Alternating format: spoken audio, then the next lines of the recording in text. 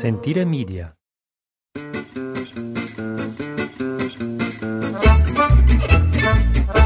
right, podcast from Italy on this beautifully drizzly 17th of June, the Monday, Tuesday, sorry. Today's Tuesday? Yeah, Tuesday.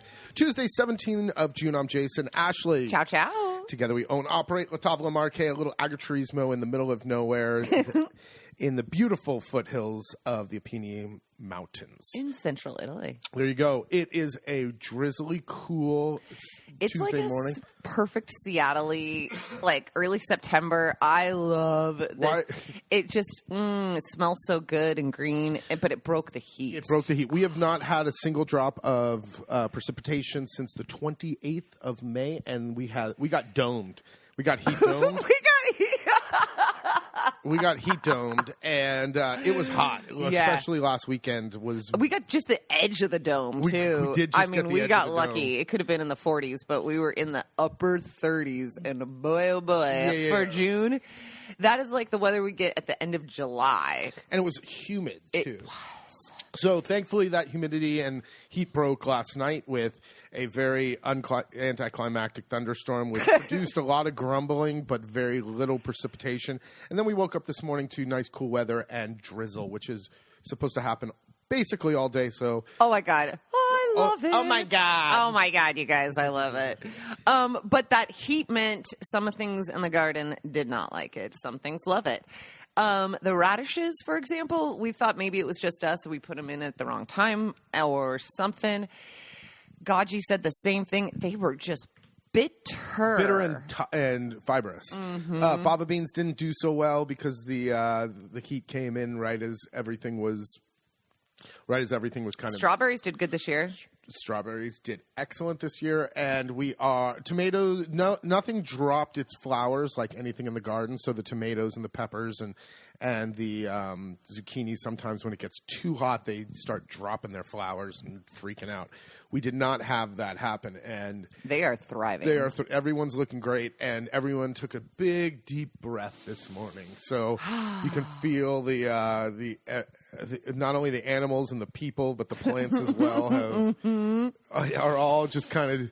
Yes. Okay. I know. Last night we were coming home from running an errand and thought we'd see the animals out because it was like it's finally just 20 degrees, and I thought we'd surely see some animals out just like airing out their pits, something, just walking through the fields, but nothing. But it is glorious. So should we back it up a little bit to what's been going on since the last podcast? Go for it.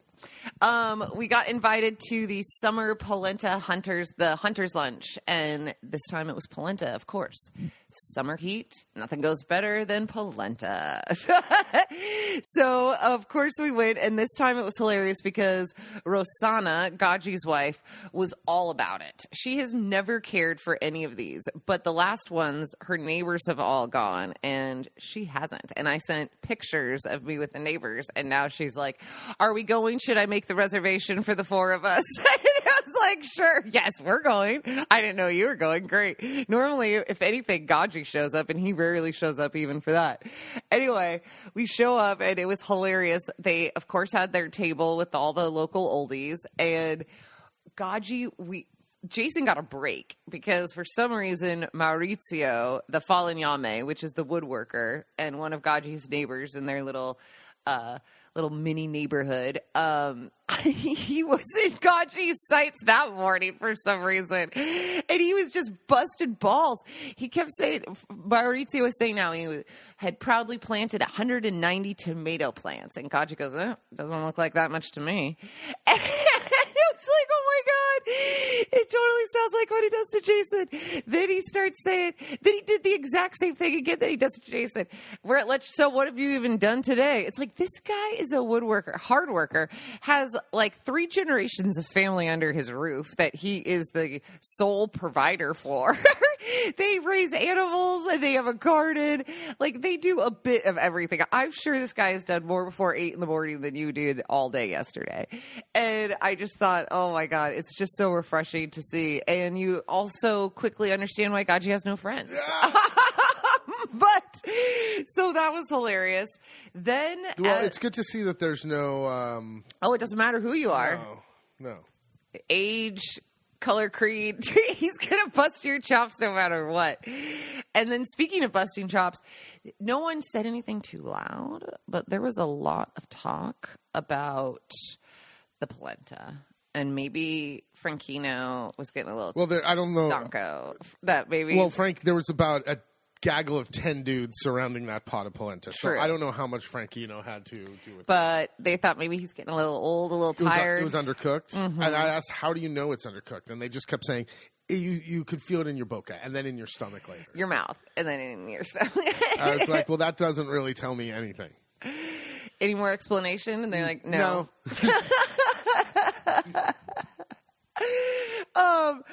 At this lunch, we were talking to Gaggi, and it was funny because we might be, well, not might, I'm reworking back on the book, and more to come on that later. But we were having a fun conversation with Gaggi, and I was saying how I'm working on the book again, and wild talk. What if this became a movie? Who would you want to play you?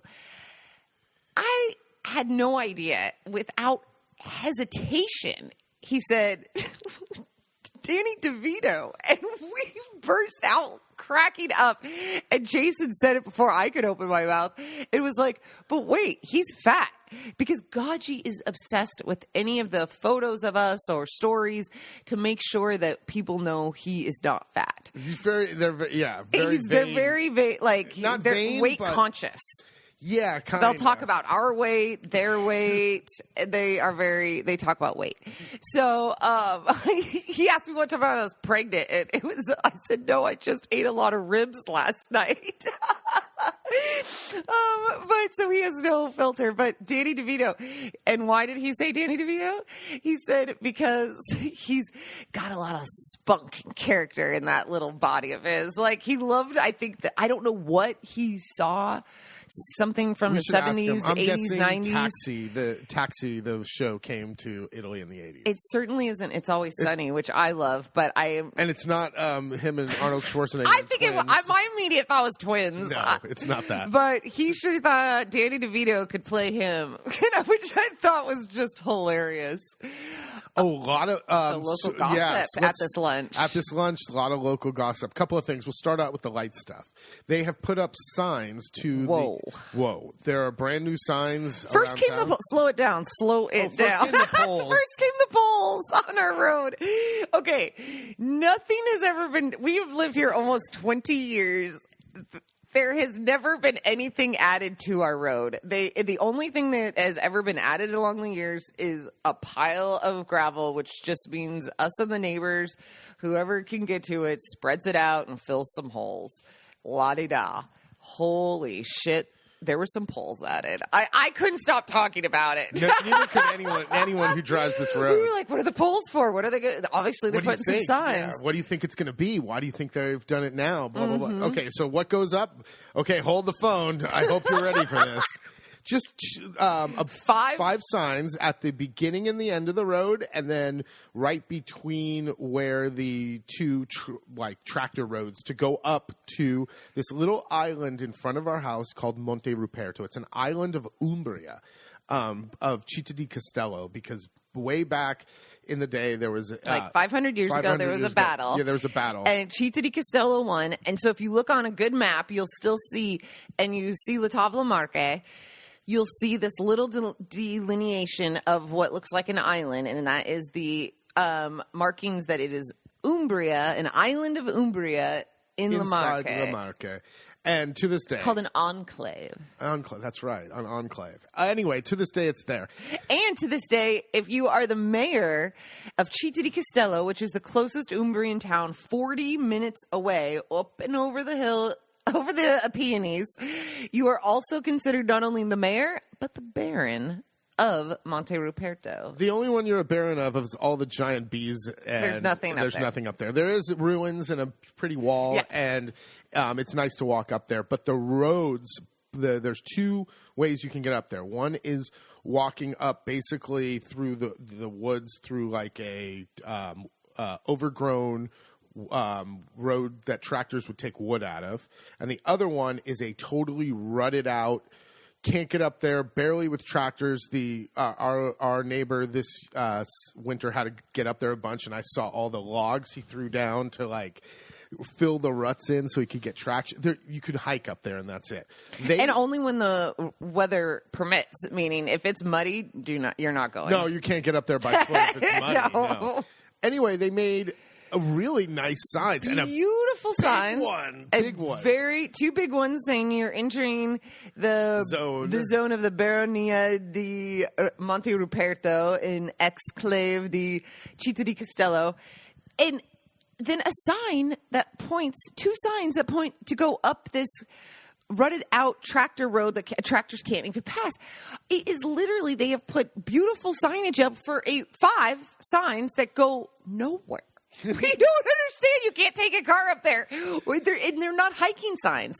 You'll see plenty of hiking signs around the area. They look differently. Like a trekking sign with a little hiker guy. This is the brown signs that delineate like a historical ruin. So are they going to do something up there? You would think that they would fix the roads and then at the very end they put the signs in. But I think they're working small to big.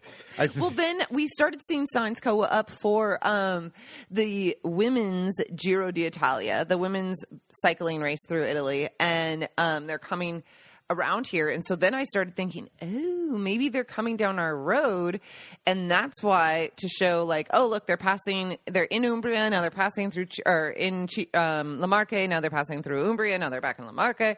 But our road is still a piece of shit. You can never bring cyclists like that down our road. No, you would put, like you said, the signs should go up last. I don't know why they're going up first. Anyway, that was big talk. There's been huge many people who have asked us as I go into Piovico and just go to the market and stuff, like, what's up with the sign? Like, I'm the one who someone thought we put them up. That we requested him and put them. Like, I have nothing to do with these signs. I want to know just as much as you. Fix the road. Oh my gosh! Now we got some juicy stuff. If you thought we live really 50 years in the past in these little towns, there's technology and all that, but it's really 50 years in the past. And to prove that, there was about a week and a half ago, cow wrestling. Just like cowboy days, we got some cow stealing. Thievery going on. Someone came in the middle of the night to a farm here locally. To a family's farm. And stole 30 cows? Well, that's where the story starts to get, who knows? I think it was like 34 or 37 cows. Now, the story gets interesting because just the day before, the family took all the cows to the vet. The vet comes to the cow. You don't take 30 Sorry, you're right. Retarded. The vet comes and checks the whole herd of cows because they've got like 75, 80 plus because it's a big cow farming family. And they're getting ready to do the transumanza of moving the cows to the top of the mountain, and more on that later. But the vet comes to check them all out and give them the good to go, and this is also for insurance purposes and everything as well. Exactly. They give them antibiotics and all this stuff because they're going to be up grazing free all summer long. Yes. So, in the middle of the night, maybe, I don't know, 3-4 trucks, huge trucks have to show up. Think about how many trucks to move 35, 34 cows. Full grown. These aren't baby cows. These are full grown. And that's where, again, the story. Cows. Some people say all those cows were pregnant. And so how much more money was involved? So people are wondering, is this a personal attack on the family that's well known? And they knew they were going to take these cows and move them, so let's go steal them before. Where would we go and then sell or move these cows to? Then another thought was, could this family be in on it themselves? It took them an insurance thing. It took them over 24 hours, which some thought that was quite interesting. Like Rosanna said, I would have called right away. But some say the family thought maybe the cows just escaped. But there's no technology here. They had not a single camera. Oh, yeah. And in 2025, they don't have any cameras around there. No, and the barn is at their house. So then that was raised the question of how did no one hear like a whole brigade of like just made big, huge, heavy trucks moving cows. Plus the noise the cows make when you disturb them. I don't care. I don't in and out of the tractor trailers. Exactly the noise. I don't care my what God. time of night it is. Someone's going to hear 30 cows being loaded into at least 2 trucks. You can't. It's not one truck. Well, one local telling me the story and the gossip right away. She mentioned. She was telling the story. She didn't quite say it was an insurance scam, but all she said was she was telling what she had heard about them being taken in the middle of the night, this and that. And then she said, or it could be like what happened to the restaurant up on top of our Monte Nerone, the fire. She just let it sit because everyone knows. 4 or 5 years ago, there was this place there. It's called the Refuge, and up on top of Monte Nerone, and it was there's also a little chairlift ski run with 2 little runs up there, and it was kind of derelict. No It's one like really went a there. refugio is meant for trekkers and hikers as literally a refuge to stay for the night and have some food. Anyway, there was a very mysterious fire up there, which destroyed the entire thing 5 or 6 years ago, maybe. It talks that it was like, let it burn all night, and then we call. Then, let the whole thing burn down and then call the fire department. And wouldn't you know, they've rebuilt it to become like this restaurant, beautiful. and now it's beautiful. It's awesome. So she just let that sit. So I thought she was hilarious at mentioning that. But so that was obviously the talk of this lunch as well, all of the local gossip. Then it continues because, as mentioned, the transumanza, the moving of the cows to the top of the mountain, There was a lot less cows to move. Sure were. So that went on as planned. And then the next day, by Instagram and Facebook, I started just seeing all of these posts about an old guy in his like late 60s who was lost. So he made it up to the top. He was part of the transumanza of the herding the cows up to the top of the mountain. He went to the lunch and hung out up there and then decided to walk back down, but without a phone. And by himself. So the transumanza starts at like 4 in the morning. Yeah, 4 in the morning because it gets too hot. So by time you're halfway up the mountain when the sun is coming up, and then they have a big lunch. Everyone gets drunk. It's a day. Like this guy's walking home at like 4 in the afternoon, like the heat of the day after being up and being active 12 hours and all this. And I'm sure he's. I've known him by face. I don't know him by. He is like not even 2 degrees separation from 1 everyone. degree separation from everyone. As word started getting around, they were like, "Of course you know him. He's this person's uncle and that person's brother, and he drives this and blah blah blah." And it was like, "Oh, okay, sure." Anyway, he's still 68 years old and no phone, walking back down by himself. I don't know what happened to him. He fell. okay. And like fell down like a crevasse or something. And no, then, not a crevasse. That's in like the ice where they fall down. Well, in like a fosse, like some Yeah. sort of pit, and like was using his shoe for water to like get water and drink water. Was all that was. I don't know anything more about that, but everyone has brought up the shoe. Anyway, there was people there. There's a whole search party with the helicopter was out, and thank God they found him. But it took 3 days, almost 4 days, which was incredible that he was still alive, because that was the whole thing. Everyone was starting to think, oh my God, after 2 days, I don't know how you survived. Like Jason said, it was so screaming hot. So maybe where is he getting this water for his shoe? I don't know. Oh, it's Monte Nerone. Yeah, there's so water. There's water. But, oh my gosh. So crisis diverted, but there's been for our sleepy little town, there is a lot of action going on. Speaking of action, we've been busy with the guests. We did our wood oven workshop with a group that had a farm that has a farm outside of Portland, and that was a blast. Did the pizza, did the roasted peppers early on. Fish and salt crust. That was always a hit. The chocolate cake. And confit of rabbit. Yes, it was great. And then the last guests, I took them into town. They had heard from a video we were on from Keep Your Daydream, I think it is, KYD, for those RV listeners out there who follow them. This is a Japanese couple here on their honeymoon, and they had seen this video, and they had never been to Italy before and decided to come to our tiny town Piobico and then go to Florence for 2 nights. But they had heard of the Club dei Brutti from this video, the Ugly Club. So I took them into town, and sure enough, they got to meet the Presidente Il Prez himself. He kept telling him, I am known around town as Prez. I kept thinking of Barstool Sports Guy. But he inducted them into the Club dei Brutti, which this was his first 2 Japanese people. He was very excited. It was definitely the talk of town also. Locals were coming up to me asking me if I spoke Japanese, because how the heck were they here? I was like, no, they speak English. But they were told to carry their card with honor for the rest of their lives. And they had such a sense of humor, because the wife, Abi, she got the lowest score for her ugliness, insufficient. And she immediately asked, how can I do better? How can I do better? How can I improve my score? How can I improve my score and be uglier? They were great. They were great. troopers too, because they wanted to learn how to make pizza in the wood-fired oven, and it was... But they was 37. It was so hot. It was so hot. And standing in front of that oven was just, yeah. You asked him, how is this different than pizza? Oh yeah, because they said they wanted to do it because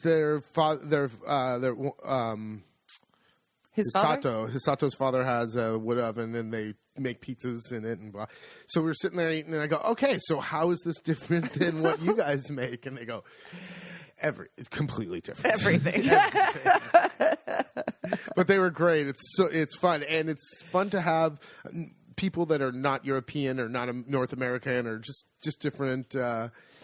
She noticed how we use vinegar in so many dishes. Which I was shocked. I was like, you guys don't use vinegar in Japanese exactly. cooking? And she said, not really. No, she more said these pickles. They pickled stuff. And they'll put pickle things in dishes. And then it made me realize, well, yeah, I guess I never thought about it. Italy has such a history of winemaking, and how do you make vinegar? Red wine and white wine vinegar, except for wine that's passed. So it just made total sense. But interesting. It was really fun. They brought a bunch of snacks we got to share with Gaggi and Rosanna. Which we will share at our next topic to bring up. So, what is that topic, Jason? So it's Rosanna's nephew, right? No, Daniele? They're not even related. It's basically like a godson. Okay. Rosanna and Gaggi's godson is a fish chef on these super yacht things. We've talked about it. Doesn't matter. He cooks for these super mega rich people, always fish. And he'll only go out for like 3 months a year. Yeah, and this that's guy. all he has to do. He only works 3 months a year. It's a pretty sweet gig. But he's gone for 3 whole months. Anyway, he grew up in Fano and Senigallia and Morotto, right on the coast there. So, in this fishing kind and of... he was a chef in the Navy. Chef, that's right. He was a chef in the Italian Navy. Anyway, he has all these connections and knows all the fishermen and yada, yada, yada. So, a couple times a year... like just a super sweet guy. He is just salt of the earth. A couple times a year, Rosanna bugs him to... cook fish, because that's all he has to do with his life is to make a lunch or dinner for Rosanna. So Rosanna kept talking about... No shells, please. Rosanna kept talking about how she wants to do this and have a few people, and I said, great, okay. Well, here, we have this week, we have a hole in our schedule. There's no guest this week. And let's do it. And she goes, okay. And I offered to do it at our place because we're already set up for people. Like, we've got the outdoor seating, we got indoor seating, we got an outdoor bathroom. Like, she's 78 years old. We can do it. We can do the dishes and all that. Because normally we're, 8 people? Exactly. Okay, so the other day I go up and visit Gaggi and Rosanna. Nice. Ask her a little about the details. Hey, what day exactly do you want to do it? Great. How many are we? She goes, I think we're 9. 9 including me and Ash? I go, yeah. She goes, yeah. I go, easy. I mean, that's... Any less is not worth it anymore. It's like, now we have to, do dishes. But very slyly... This is how she works. This is how Rosanna works. In the conversation, just, as we're talking, she goes, by the way, how many people can you fit for a pranzo? I go, Like 20. If the weather's nice and we're outside, we can do more. But 20 and something like that, because we can fit. If the weather, like if we get a thunderstorm, we can move 20 people inside. And she goes, "Oh, okay." And nothing else from that at all. Okay, this is my turn to interrupt now. Jason comes home, and I'm like, what's going on with the lunch? And he just kept saying, talk to Rosanna. And I was like, he was not forthcoming on any information. So I'm thinking... Well, that's not true. I was like, what date is it? I was like, she wants to... because she wanted to change the date. You kept talking about the date. And then when I finally talked to her about the date, it's the same goddamn day. But nothing was ever talked about the number of people either. Or that this mystery, how many people could you hold? I think it probably went in one ear out the other for Jason. Anyway, I get a text from Rosanna to contact Daniele, the chef, to send him the pin. He hasn't been to our house in like 15, 20 years. How to get here and for her nephew. And so I was like, oh, great. It's going to be Gaggi and Rosanna, her nephew who we do Christmas with, and his wife, and Danielle and his wife, and maybe one other couple or something. Perfect. So Danielle sends me a message going, hey, and you could tell just like from the way he wrote it. So right now, Rosanna's at 16 people.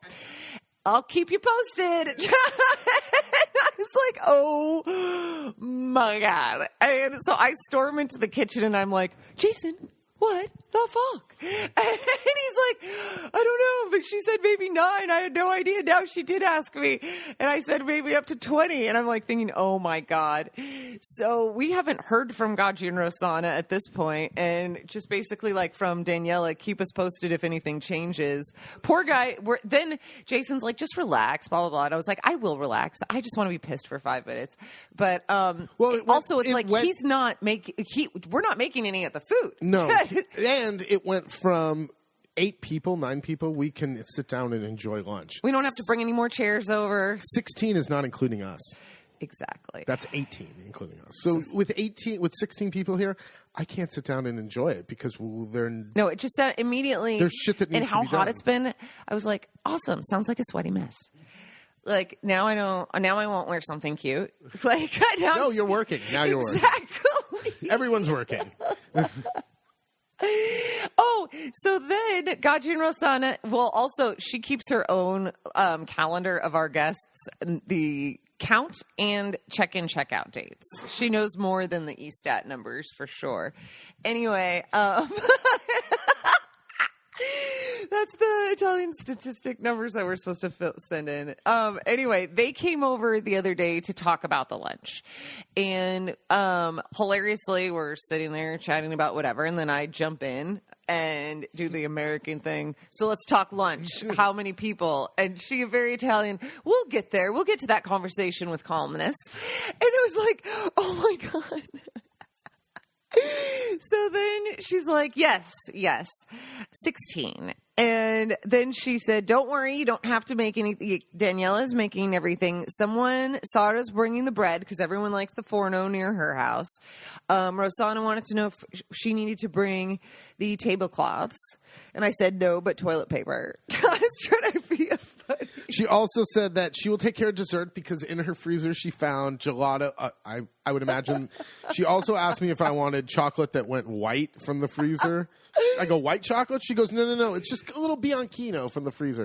So I would imagine they cleaned out their freezers and found like 6 or 8 things of gelato from 6 or 8 years ago. I was like, hell knows? No. I'll make something for dessert. You don't need to bring over. Don't bring your freezer burn gelato. No. For 16. 16. That means that there was a lot of freezer burnt gelato, God, Ashley. No, thank you. So tiramisu it is. So we're sitting there at the table outside, and it was hilarious because in the Rosanna way, she goes, we're sitting there, and Jason had already said, like, we should do a mow and a cleanup around the house just because it's a bunch of the oldies they judge the most. And it was like, yeah, of course. And remind you, we did all of that before our last guest, which arrived, this is a Sunday, they arrived on Thursday. So exactly. We cut the grass and everything Tuesday and Wednesday. Exactly. So we're sitting there, okay, the number, we got everything set, and we're just chatting about, whatever. and the cows being missing, whatever. And Rosanna just goes, so when was the last time you mowed? And then just didn't say anything else. Let it hang. And then also as they go to leave, Gaggi mentions to Jason, you gonna do a little pulatina around the house? And Gaggi, of course, he had to go into his usual inspection of the grounds. He hasn't been over in a while. And A week. so he needed to check out the garden. He wanted to, snoop around, poke around as per usual. Mind you, it's not really disorderly. Nothing. Because our guests left that morning. So yeah, the wheelbarrow's now out and the hose, because they came over while I was watering, is across the... No, he just has to do like the dogs. He's got to do like his loop around and go down to the garden. It's very funny though. It's always an adventure when the Gaggi and Rosanna show up on a Sunday afternoon. Well, then he starts saying he's got to, I'll be here tomorrow morning because obviously you don't know how to hoe tomatoes. He's like, I noticed you haven't hoed up the tomatoes yet. I'm like, yeah, I keep telling you guys, the guests just left this morning. I am going to do it within 24 hours. He goes, I'll be over tomorrow. Because you don't even know how to do it. You don't know how to do it. I go, do it? Is this our first year? Like, what do you mean? Oh my God. And then he was also making fun of you about the fence not being up. No, he goes, what do you, I go, we got busy. I still don't have a fence at the bottom of my garden. We're getting there. It goes, I go, I don't know what I'm waiting for. He goes, for the animals to eat all your vegetables. I know. He's such a shit. So he's been on fire, which has been hilarious. Very good. Moving on. So I'm sure we will have, for the next podcast, a follow-up to this Pesce Pranzo with a bunch of the oldies coming over. That is tomorrow. Yeah. Tomorrow evening. The weather is supposed to be normal, so it won't be too hot. Hopefully it won't be too... God forbid if there's a breeze going. Oh, my God. And then we have to move everyone 20, inside. 18 people inside. Sweat it out inside or stay outside. Hopefully outside. I know the bugs have been a problem in the evening, too. I look like I either have the measles or chicken pox or my ankles. They're ankle biters. But the fireflies have been spectacular the last week. Yeah, I noticed when it gets more humid, the fireflies come around. And then they're kind of gone. Yeah. We only get them for a short amount of time, but it was so beautiful the other night driving home with the guests from town. And it was like the whole forest floor was just lit up with them coming down our road. I loved it. It is full on summer. Yep. It is time to get back to it. Yep. Anything else on the list to talk about? No, that's it. We still have some space at the end of August if anyone is interested in joining us, as well as for a few spots in our autumn gourmet getaway. This fall, a bunch...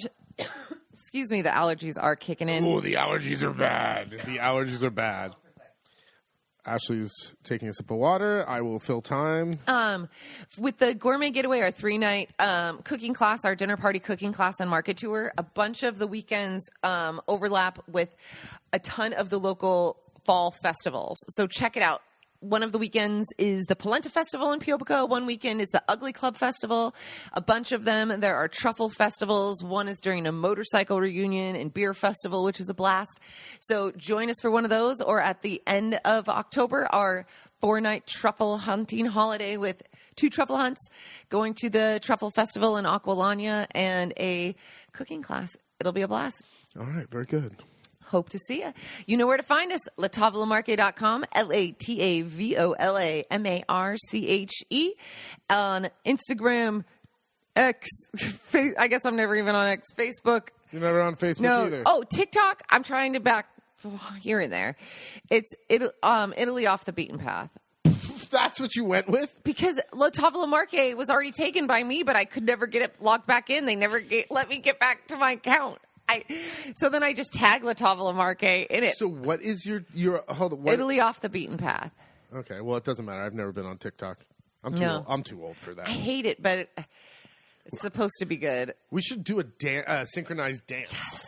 Or should I just do like the kind of thing like shit Gaggi says on there? Oh, that would actually be like the dumb stuff that people like. I know.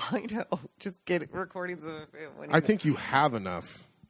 You could get it going with what you have. Probably. Or then we can AI Usually I Gaggi. cut it off so I don't have it recorded saying what the... Yeah, but it's gonna get real. It's gonna get real quick.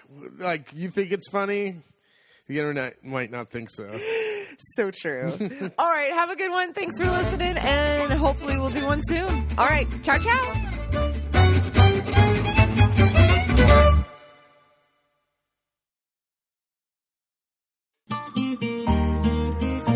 Sentire Media.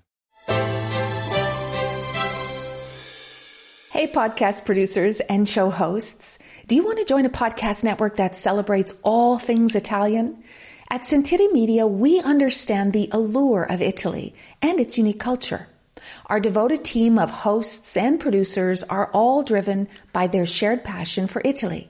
And we work tirelessly to create the best lifestyle podcasts and content that will whisk you away to the very heart of Italy. With us, you can savor the mouth-watering flavors, get lost in the stories from the past, break down the cultural barriers, and truly immerse yourself in the vibrant traditions of this intoxicating country. If you have a great podcast idea or are already in production and would like to join Sentire Media, head over to sentiremedia.com, that's SENTIRE media.com, and find out how to submit your show.